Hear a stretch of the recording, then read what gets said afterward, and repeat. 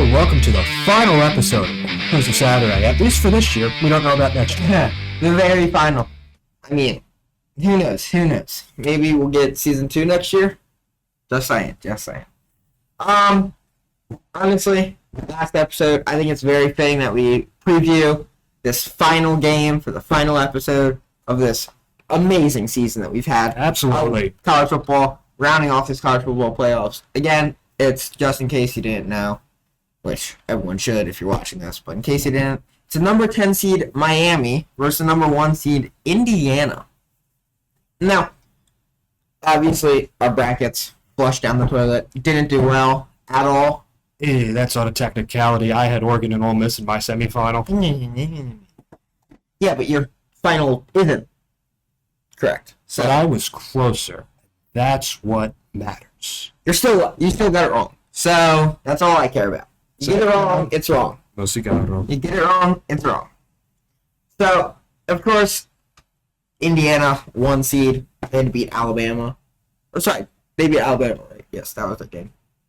So, no surprise there. But Miami, going against the 7 seed Texas A&M, beat the 2 seed, then beat Ole Miss, who got into that semifinal surprisingly easily against Georgia, and then, which that game ended 3 times, but we won't talk about that. Then Miami's out of nowhere coming in here. We didn't think they'd even make the playoffs, really. A quick shout out to the hardest working stage crew in all of sports, the Sugar Bowl stage crew. Oh, yeah. We appreciate you. Wheeled that thing in 8 times.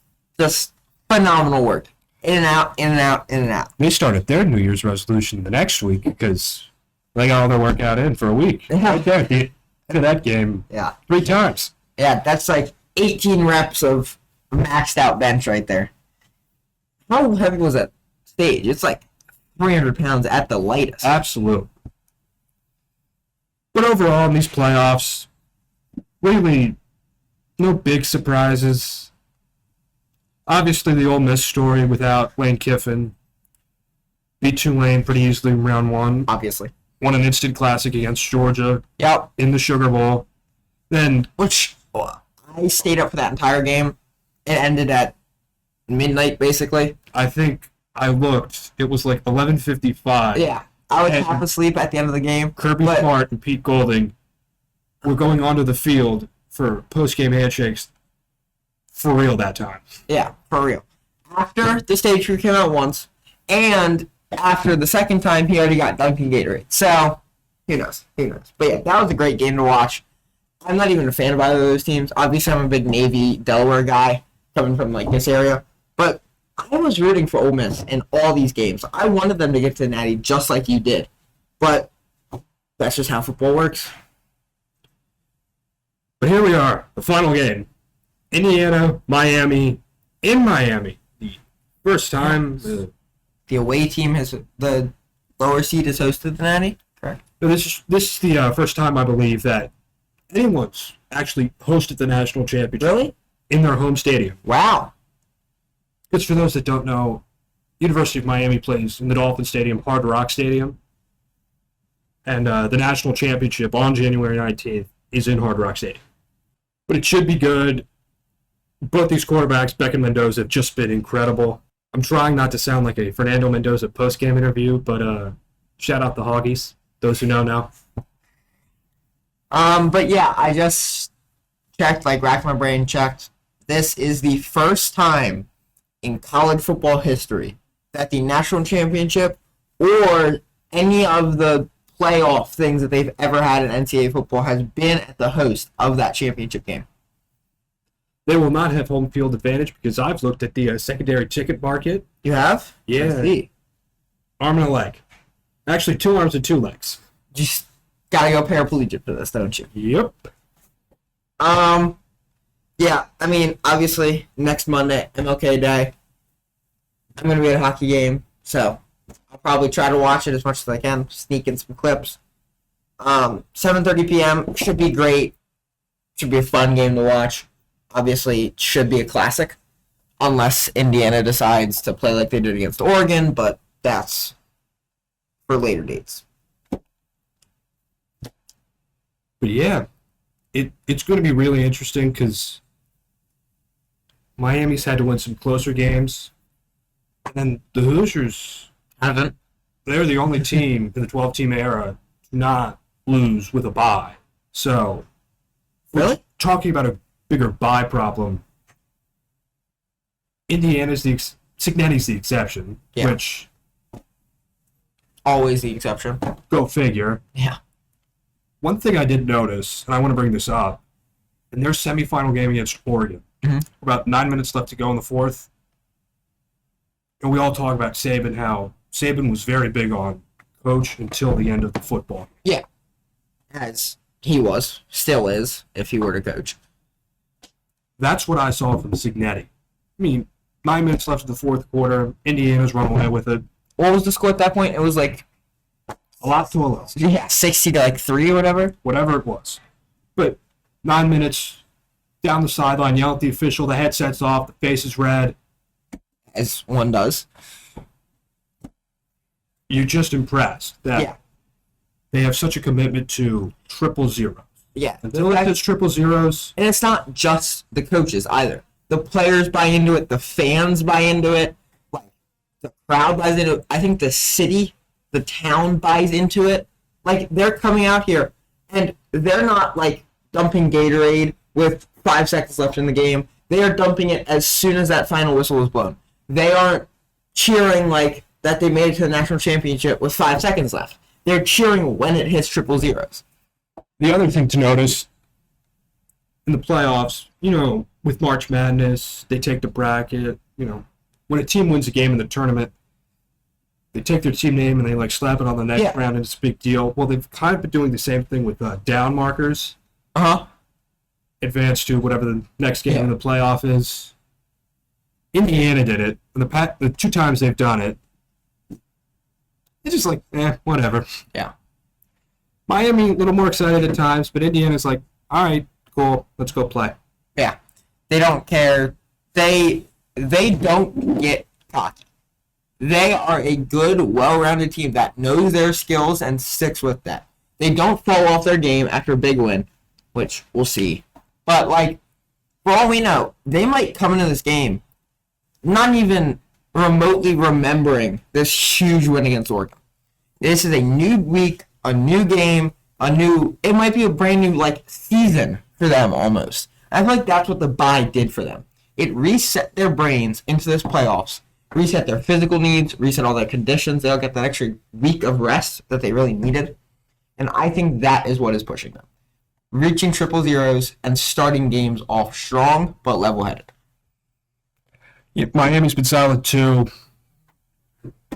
This is one of the first national championships in a while where you're like, both these teams should be here. They've earned the right to go fight one more time for a trophy. Both these teams have earned it in different ways. Indiana has earned it by staying with their bye and staying strong. Miami has earned it from starting low and getting this far. Both these teams, when I look at this, I'm like, I didn't expect this, but I'm here for it. I'm fine with it. It's not like I'm mad that they made it. If it was Indiana, Ohio State or something, that'd be, pretty basic. But the fact that it's Miami in here kind of really helps. Not kind of. It really helps. We move into some game picks. Sure. Yes. I sat in the dark 2 hours, absolute silence this weekend, just sitting with this matchup. As one does, obviously. I didn't know. I called out. I said, someone tell me, Indiana or Miami, 2 evenly matched teams meeting on the field of battle. Everything's on the line. I still don't know. You know what I do know? Kurt Cignetti wins. Google him. Okay, let's Google him. The Hoosiers, losing his program in college football history. Kurt Cignetti comes in 2 years ago, turns the ship around, has 2 losses, Ohio State, Notre Dame last year, one of those being in the playoff. Undefeated this year, first Big Ten title since the end of World War II. Wins the Rose Bowl for the first time, wins the Peach Bowl, and now they're 1 win away from the Holly Bowl the Hollywood ending. Yeah. But this is real life. Uh-huh. This is not a movie. Although Hollywood would be very excited because this is They could make a movie about it. a free movie ideas there is. Yeah. Give me Miami. You're taking Miami. Miami. Wow. Even though most of my picks have been wrong. But I got confidence in this one. Carson Beck's looked great. That whole team's played great. Tony is an absolute stud. And I think it just makes sense that the dream, the undefeated season, it ends. Because this is real life. This is not Hollywood. Wow. Very nice speech. I think I'm going to also ramble on a quick little speech here. Before I do that, you told me to Google Kurt Signetti, right? And I kind of just did it on my iPad. That's right here. I saw a press conference that you did, I think 2 days ago. And I quote, not quote. Kurt Signetti shared that the team is nearly at full health for the upcoming CFP National Championship game against Miami, with only a few players unavailable due to injury. He expressed confidence in the team's readiness after a previous game. But who is hurt? That is the question. I will Google that now. No, we're cutting all this, so it doesn't really matter. Who is hurt? Not NBA.